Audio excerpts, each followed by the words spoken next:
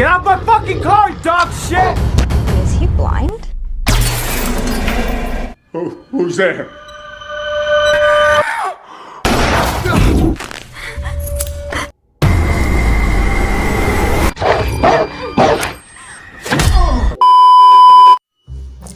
Halo sis bro, selamat datang di Dia Studio. Gimana nih kabarnya kalian? Semoga kalian baik-baik aja ya. Kali ini Mimin mau ngedongeng film yang berjudul Don't Breathe. Film ini dirilis tahun 2016, disutradarai oleh Fede Alvarez dan dibintangi oleh Zane Levy, Dylan Minnette, Daniel Zovatto, dan Stephen Lang. Film ini menceritakan sekelompok remaja yang mau mencuri ke dalam rumah orang buta. Mereka berpikir akan mudah, tapi dugaan mereka salah, guys. Oke, tanpa lama-lama lagi, Mimin langsung aja dongeng alur filmnya ya. Sebelum Mimin mulai, jangan lupa like, comment, share, and subscribe. Oke, lanjut. Di awal film, kita diperlihatkan aki-aki yang sedang menyeret teteh-teteh. Aduh, kenapa tuh aki-aki? Kita langsung lihat aja flashback filmnya. Ada 3 remaja yang berusaha masuk ke dalam rumah buat maling. Mereka bernama Manny, Rocky, dan Alec. Mereka berhasil tuh masuk rumah mewah. Tapi pas masuk, si Alec ngingetin ke mereka. Mereka tidak boleh nyuri uang cash atau barang-barang yang lebih dari $10.000. Karena kalau lebih, mereka akan masuk pencuri kelompok besar. Mereka pun langsung beraksi, mengelilingi rumah dan ngambil barang-barang berharga di sana. Setelah mereka beres, mereka pun langsung cabut tuh. Di perjalanan pulang, mereka berbincang-bincang di dalam mobil. Rocky dan Manny ini sepasang kekasih. Mereka berencana pindah ke California. Mereka berpikir uang mereka udah cukup tuh. Si Roxy mengajak si Alex untuk ikut. Tapi si Alex berkata, dia tidak bisa ikut karena harus menjaga ayahnya. Selama ini mereka bisa maling masuk rumah-rumah mewah itu karena berkat si Alex. Karena ayahnya si Alex adalah seorang penjaga keamanan perusahaan rumah dan memiliki kunci-kunci cadangan rumah jasa perusahaannya. Lanjut cerita, Manny menjual barang hasil curiannya ke penadah. Tapi si Manny protes tuh karena hasil curiannya dibayar dengan harga rendah. Dan si penadah ini menyuruh Manny untuk mencuri uang, bukan barang. Penadah ini menawarkan pekerjaan ke si Manny, dan si Manny pun mengokekan. Dia menyuruh Manny mencuri uang ke rumah seorang kakek veteran tentara. Dan kebetulan, ayahnya si Alex mempunyai kunci rumah itu. Mereka bertiga pun berkumpul untuk membicarakannya. Dan si Manny menjelaskan kalau kakek veteran ini mempunyai uang sebesar $300.000. Dia mendapatkan uang itu dari uang damai, dari keluarga yang sudah menabrak anak si kakek hingga tewas. Awalnya si Alex nggak mau ikut tuh, sampai akhirnya dia dapat SMS dari si Roxy.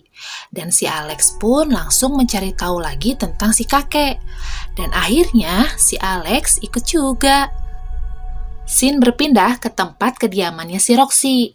Dia tinggal dengan ibu dan adiknya. Dan si ibunya membawa pacarnya tinggal di rumah mereka. Bahkan ibunya menyuruh si Roxy untuk membiayai hidupnya. Si Roxy berencana untuk mengajak adiknya pergi ke California. Lanjut cerita, mereka pun langsung datang ke rumah veteran itu. Si Manny langsung ngecek sekeliling rumah. Si Roxy dan si Alex menunggu di mobil. Saat di dalam mobil, Roxy curhat-curhatan tuh sama si Alex. Dan si Alex berkata, kalau kita udah dapetin uangnya, si Alex berencana mau ikut juga ke California. Tak lama, si Manny pun datang dan mengatakan tidak ada orang di sekitar, berarti tidak ada polisi yang berpatroli. Tapi tiba-tiba, mereka dikagetkan dengan suara kucing yang menggonggong. Dan mereka melihat seorang kakek-kakek tua yang buta. Ternyata mereka mau mencuri ke rumah kakek-kakek tua itu. Si Alex pun berkata, mencuri ke rumah kakek tua yang buta itu kejam. Tapi si Roxy dan Manny tidak menghiraukan perkataannya si Alex. Si Manny pun menjelaskan bahwa kakek tua ini hilang penglihatannya saat perang di Irak.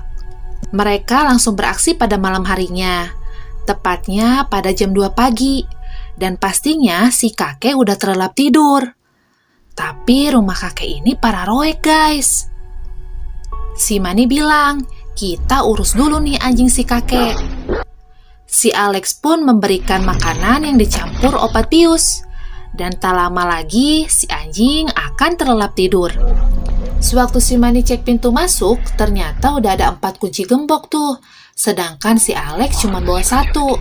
Mereka pun masuk lewat pintu belakang. Dan ternyata si kakek ini pengamanannya cukup bagus tuh. Semua pintu digembok dari dalam dan luar.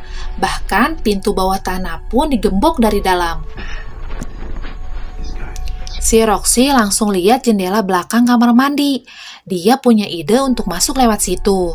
Dan si Alex langsung memberikan kunci dan remote alarm. Dan si Roxy harus mematikannya dalam waktu 30 detik. Roxy pun langsung mematikan alarm itu dan membuka pintu depan. Dan mereka pun membuka sepatu agar tidak ada suara. Mereka pun langsung bergegas berkeliling rumah untuk mencari keberadaan uang itu. Tapi setelah cari di mana-mana, mereka tidak menemukannya. Dan si Manny pun naik ke lantai 2. Dan akhirnya si Manny masuk ke kamar si kakek. Dan si kakek ini pun sedang terlelap tidur. Dan si Manny bikin ramuan gas tidur gitu, biar si kakeknya lelap tidur dan mereka bisa leluasa mencari duitnya. Tapi tiba-tiba si kakek langsung bangun guys. Duh, Mimin kaget nih, si kakek serem banget ya. Mereka pun melanjutkan buat nyari duitnya tuh. Dan satu-satunya tempat yang belum mereka geledah adalah pintu ke bawah tanah. Tapi pintunya digembok. Dan si Manny pun nyoba buat nyongkel dan nyompotin gemboknya pakai linggis. Tapi gagal nih. Dan Manny pun langsung ngeluarin pistol dan akan menembak dengan peredam buatan. Si Alex kaget tuh, si Manny bawa pistol. Dia udah gak mau ikut-ikutan. Dia mengajak Roxy untuk keluar dari rumah itu. Tapi si Roxy gak mau ninggalin si Manny sendirian. Dan si Manny pun akhirnya nembakin tuh pintu. Tapi tiba-tiba si kakek udah ada di dekat mereka. Ih. Si kakek pun langsung nanya tuh, saha didinya? Mereka hanya diam tak bergerak. Si Manny langsung ngomong kalau dia mabuk dan tersesat ke rumah ini. Tapi si kakek gak bisa dibobodo. Dia menginjak potongan gembok. Dan si kakek tahu kalau si Manny ini maling. Si Manny pun ngancam si kakek untuk jangan ngelawan. Tapi si kakek malah terus berjalan ngedeketin si Manny. Si kakek pun ternyata jago juga nih. Meskipun buta, dia akhirnya menghadang si Manny. Manny pun akhirnya menyerah dan bilang ke si kakek untuk dilepaskan.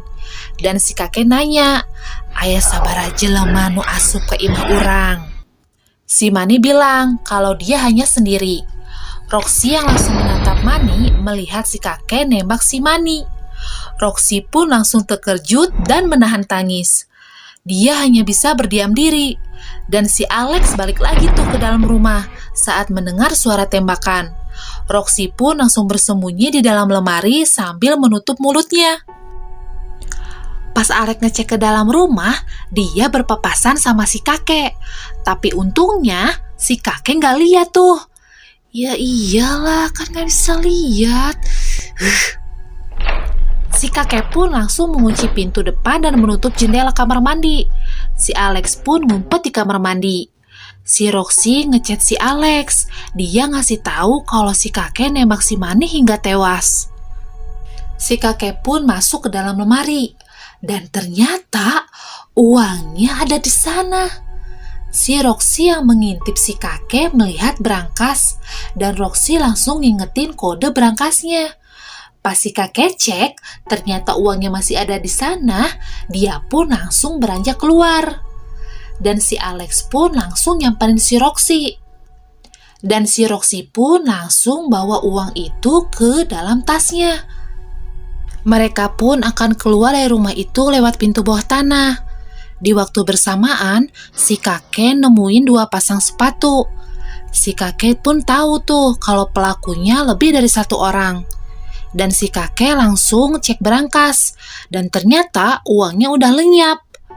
Sementara itu, di ruang bawah tanah, mereka dikejutkan sama sosok perempuan yang diikat. Suara lonceng pun terdengar oleh si kakek. Ternyata perempuan itu yang udah nabrak putrinya si kakek hingga tewas. Saat si Roxy dan Alex galau nih mau nolongin tuh perempuan atau enggak, tiba-tiba mereka mendengar suara langkah kaki dari atas. Ternyata si kakek tahu keberadaan mereka. Mereka pun akhirnya ngelepasin perempuan itu dan bergegas ke pintu bawah tanah. Dan akhirnya pintunya pun terbuka. Tapi tiba-tiba si kakek udah nunggu tuh di luar pintu. Dan langsung pelurunya kena telinga si Alex dan wajah perempuan itu. Roxy dan Alex pun bergegas lari. Sedangkan si kakek bersedih karena dia menembak perempuan itu. Si kakek langsung mengunci pintunya lagi. Sedangkan si Alex dan si Roxy berhasil keluar dari ruang bawah tanah. Dan mereka mengganjil pintunya sama linggis. Tapi tiba-tiba mereka terkejut karena ada anjing si kakek lagi nunggu di ujung lorong. Mereka pun narik ke atas dan bersembunyi di dalam kamar. Mereka berencana untuk keluar lewat saluran udara. Tapi tiba-tiba si kakek ngedobrak pintunya dan masuk ke dalam. Si Alex pun dikejar sama anjingnya si kakek tuh hingga keluar jendela.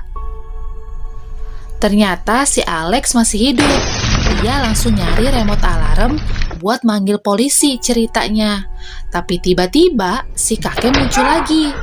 Si kakek dan Alex pun gelut tuh, dan tanpa sengaja mesin cuci yang ada di situ berbunyi. Si kakek tua ini pun tidak bisa mendengar suara gerakan si Alex. Tapi akhirnya si kakek berhasil mematikan mesin cucinya kembali. Dan si Alex pun akhirnya kalah tuh sama si kakek. Dan si kakek ngambil gunting besar dan main nusuk aja tuh si kakek. Ih, sadis juga ya. Sementara itu, si Roxy yang berusaha keluar dari rumah itu ternyata belum bisa bebas. Dia dipukul dan dicekik tuh sama si kakek hingga pingsan. Sewaktu si Roxy sadar, dia udah diikat kayak perempuan tadi. Dan si kakek pun berkata kalau perempuan tadi itu mengandung anaknya si kakek. Si Roxy pun terkejut dan si kakek mau kalau si Roxy ngegantiin perempuan tadi. Si kakek pun langsung ambil spermanya yang disimpan di lemari pendingin dan mau dimasukin ke anunya si Roxy pakai alatnya. Tapi tiba-tiba si Alex datang. Ternyata si kakek tadi salah nusuk tuh. Dia malah nusuk jasadnya si Mani. Alex pun langsung mukul kepalanya si kakek sama palu dan si kakek pun diborgol. Si kakek bilang sama mereka untuk pergi dari rumahnya. Saat Alex dan Roxy menuju pintu keluar dan pintunya pun sudah terbuka, tiba-tiba si Alex ditembak dari arah belakang. Dan ternyata yang nembak eta si aki-aki aya deui, guys. Si Roxy pun langsung bergegas lari secepat mungkin. Dan pas udah nyampe mobil, anjingnya si kakek terus ngejar si Roxy. Tas si Roxy yang berisi uang pun jatuh keluar mobil. Si Roxy pun punya ide tuh buat ngurung anjingnya si kakek di dalam mobil. Pas dia berhasil dan keluar membawa tas, si kakek udah ada di belakang dia. Dan dia pun dipukul hingga pingsan. Si Roxy pun diseret sampai ke rumahnya si kakek. Roxy pun gak jadi tuh lolosnya. Dia disekap lagi di rumahnya si kakek. Aduh, Mimin gemes nih liatnya. Waktu Roxy tersadar, dia melihat remote dan langsung dinyalain tuh tombol daruratnya biar polisi pada datang. Si kakek pun langsung ngahiung tuh telinganya mendengar suara alarm. Dan si Roxy melihat si kakek kekeleyengan. Langsung dia ambil linggis dan memukulnya sampai si kakek jatuh ke ruang bawah tanah.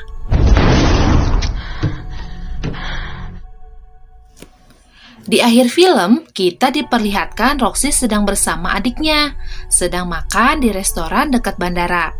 Dan tidak sengaja si Roxy ngeliat berita di TV, kalau si kakek itu nggak mati, dan si kakek hanya mengalami cedera ringan. Dia mengatakan pencurinya hanya 2 orang, dan tidak ada barang apapun yang dicuri. Si Roxy pun langsung ngahuleng tuh. Ternyata si kakek masih ada hatinya juga ya. Dia ngebiarin si Roxy pergi dengan mengambil uangnya. Akhirnya film pun berakhir. Oke sis bro, sekian dulu ya dongeng dari Mimin. Sampai jumpa lagi di dongeng Mimin selanjutnya. Bye-bye.